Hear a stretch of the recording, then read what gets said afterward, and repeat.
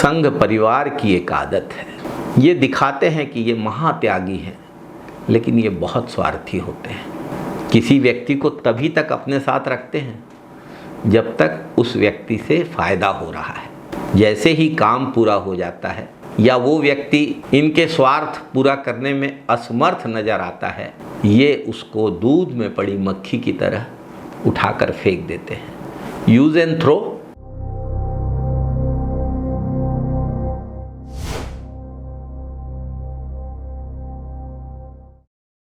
नमस्कार साथियों, पिछले 2 दिनों से उपराष्ट्रपति जगदीप धनखड़ के इस्तीफे की बड़ी चर्चा हो रही है। क्यों इस्तीफा देना पड़ा उन्हें? सबके मन में ये सवाल कौंध रहा है।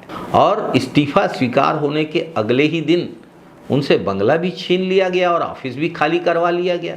ऐसे भी समाचार सुनने के लिए मिले हैं। उनको कोई विदाई पार्टी भी नहीं दी गई। क्या इसका कारण ये था कि धनखड़ जी का स्वाभिमान जागने लगा था? वो उस तरीके से मालिक के सामने नतमस्तक नहीं हो रहे थे जैसा मालिक चाहते थे या जैसा वो पहले होते थे। साथियों, संघ के स्वार्थ की कहानी इस अवसर पर बेहद प्रासंगिक है। चेले के द्वारा गुरु को ठिकाने लगाने की परंपरा संघ में शुरू से चली आ रही है। गुरु पूर्णिमा मनाते हैं भारत के लोग, गुरु की वंदना करते हैं, लेकिन संघ में गुरु को ठिकाने लगाया जाता है। एक जमाने में श्री बलराज मधोक जनसंघ के संस्थापक, सांसद, तेज तर्रार नेता थे। वो जितना हिंदू मुसलमान कर लेते थे वो तो आज के नेता भी नहीं कर पाते। लेकिन अचानक बलराज मधोक को हाशिए में डाल दिया गया। श्री बलराज मधोक ने अपनी इस हालत का दोष अटल बिहारी वाजपेयी और आडवाणी जी को दिया था। मधोक को किनारे लगाने वाले आडवाणी जी एक जमाने में लौह पुरुष कहे जाते थे, लेकिन उनका भी दिन आया। उनके शिष्य मोदी जी ने उन्हें जिस तरह से नकारा, उनका टिकट भी काट दिया, मार्गदर्शक मंडल में डाल दिया, लेकिन कभी हाल चाल भी पूछना जरूरी नहीं समझते। मार्गदर्शन लेना तो बहुत दूर की बात है। उमा भारती मध्य प्रदेश की मुख्यमंत्री, हिंदुत्व का चेहरा और न जाने क्या क्या थी, लेकिन समय के पहले उमा भारती जी को वानप्रस्थ में भेज दिया गया। एक जमाने में कांग्रेस छोड़कर कांग्रेस संगठन और फिर जनसंघ के साथ जनता पार्टी बनाने वाले मोरारजी भाई देसाई की राजनीति उस दिन के बाद से खत्म हो गई थी जब उनको संघियों ने अपने साथ लिया था। जो देसाई ब्रिटिश जमाने से सरकारों में मंत्री हुआ करते थे, वे संघियों का साथ लेने के बाद राजनीति से गायब हो गए। कांग्रेस के तेज तर्रार नेता श्री विश्वनाथ प्रताप सिंह, जिनके बारे में नारे लगते थे, राजा नहीं फकीर है, भारत की तकदीर है, एक बार भाजपा के सहयोग से सरकार तो बना ली, लेकिन उसके बाद उनका राजनीतिक कैरियर हमेशा के लिए समाप्त हो गया। ऐसे अनेक उदाहरण हैं, लेकिन संघियों की नीति तो बहुत साफ है। मतलब निकल गया तो पहचानते नहीं। विश्व हिंदू परिषद के अध्यक्ष रहे श्री प्रवीण तोगड़िया तो मोदी जी के दोस्त थे, लेकिन प्रधानमंत्री बनने के बाद मोदी जी उनको भी भूल गए। वसुंधरा राजे, रविशंकर प्रसाद, यशवंत सिन्हा, अरुण शौरी, प्रकाश जावड़ेकर, मुख्तार अब्बास नकवी, सैयद शाहनवाज हुसैन, इन सब लोगों ने भाजपा को अपने खून पसीने से खड़ा किया। सॉरी, पसीने से। खून बहाना तो संघ की फितरत नहीं है। ये तो दूसरों का खून बहाते हैं, अपना खून कभी नहीं बहने देते।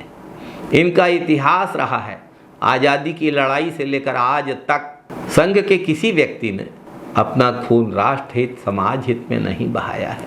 जो सारे नाम हमने आपको बताए, ये बीजेपी के नींव के पत्थर थे, जिन्हें संघ ने स्वार्थ के कारण दूर कर दिया। और बहुत जल्दी मोदी जी भी ऐसे ही साइड लाइन होंगे, ऐसी चर्चाएं गर्म हैं। साथियों, लंबी फहरिस्त है। एक समय श्री संजय जोशी और मोदी जी एक साथ मिल के काम करते थे। सीएम बनते साथ मोदी जी ने संजय जोशी जी को ठिकाने लगा दिया। जिसने संघ, भाजपा या मोदी जी का साथ दिया, उसका अस्तित्व खत्म हो गया। महबूबा मुफ्ती ने जम्मू कश्मीर में बीजेपी के साथ गठबंधन की सरकार बनाई। बीजेपी ने सरकार में खूब मलाई खाई और अंत में महबूबा मुफ्ती को जलील करने का काम किया। आज महबूबा मुफ्ती राजनीति से लगभग गायब है। ममता बनर्जी, नवीन पटनायक, के सहारे भाजपा की सरकारें बनती थी, आज भाजपा ममता बनर्जी पर अभद्र टिप्पणियां करती है और नवीन पटनायक की पार्टी को तो उड़ीसा में सत्ता से बाहर इन्होंने कर ही दिया है। लंबे अरसे तक बीजेपी शिवसेना के साथ थी। बीजेपी का हर बड़ा नेता जब मुंबई जाता था, श्री बाला साहब ठाकरे के दरबार में हाजिरी भरता था, लेकिन चुनाव के पहले श्री उद्धव ठाकरे से किया गया वादा भाजपा ने नहीं निभाया और उद्धव ठाकरे मजबूरन बीजेपी से अलग हुए। बीजेपी ने उनकी पार्टी को तोड़ दिया। अब धनखड़ साहब पर वापस आते हैं। मोदी भक्ति में तो उन्होंने अपने पद की गरिमा तार तार कर दी थी। संसद में विपक्ष को गिद्ध तक बोला। पश्चिम बंगाल का राज्यपाल रहते हुए ममता बनर्जी के खिलाफ खूब टिप्पणियां की, खूब राजनीति की। जब धनखड़ साहब बीमार थे, एम्स में भर्ती थे, तो सोनिया जी, ममता बनर्जी उनका हाल चाल पूछा करती थी। यह बात खुद धनखड़ साहब ने बताई। लेकिन जब धनखड़ साहब ठीक हो गए तो धनखड़ साहब को इस्तीफा देने के लिए मजबूर कर दिया गया। भाजपा नेताओं द्वारा अपमानित किए जाने से परेशान होकर श्री जगदीप धनखड़ का जमीर जागने लगा था। मोदी वंदना लगभग उन्होंने बंद कर दी थी और किसानों की बात करना शुरू कर दी थी। केंद्रीय कृषि मंत्री शिवराज सिंह चौहान को श्री जगदीप धनखड़ ने किसानों के सामने फटकार लगाई कि भाजपा ने किसानों के साथ किए गए वादे नहीं निभाए हैं। श्री जगदीप धनखड़ मोदी जी के व्यवहार से भी आहत थे और अक्सर सांसदों से पीएम मोदी की शिकायतें करते थे, ऐसी भी जानकारी मिली है। बस उन्हें अपमानित किया जा रहा था। अपमानित होने के लिए उन्हें मजबूर किया गया और इस्तीफा देने के लिए भी मजबूर किया गया। इस्तीफे के बाद भी अपमान का क्रम टूटा नहीं। फेयरवेल तक देने की जरूरत नहीं समझी गई। साथियों, यही चरित्र है संघ का। गाय जब तक दूध देती है तब तक अपने घर में बांध के रखते हैं। जिस दिन गाय दूध देना बंद कर देती है, घर से निकाल देते हैं। ऐसा ही तो इन्होंने छत्तीसगढ़ में किया।